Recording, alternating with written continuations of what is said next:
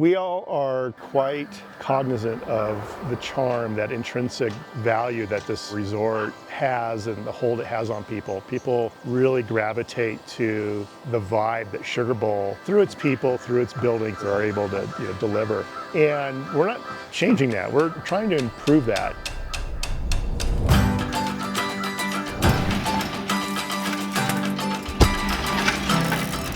My name's Chris Parker, and I am the Vice President of Resort Development for Sugar Bowl. So that means I get to build things. The Village Lodge is the heart and soul of Sugar Bowl. That's where Sugar Bowl was founded, and it really hasn't seen a lot of attention. This project started with the deck. We needed to replace it, maintaining the portions of this beautiful Worcester Lodge. Underneath of the terrace is going to be a locker club with about 300 lockers in it, and it's going to be beautiful. Then we've gone into the rat sculler, which is in the back of the lockers. We've done that up so it's a beautiful space for people to work, to spend time getting ready in the morning, or just a sheltering space when the weather's bad.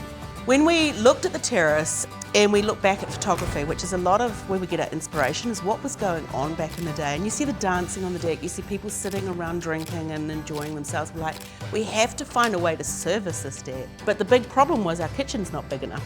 We said, well, what's a kitchen remodel look like? Well, in the end, it was a complete gutting of our kitchen, a removal of the Nob Hill Cafe, expansion of the kitchen. So with our expanding kitchen, which is doubling in size, it gives our chef team the opportunity to really put out some amazing food and experience for our guests. My name is Jason Landis. I am the executive chef here at Sugar Bowl Ski Resort.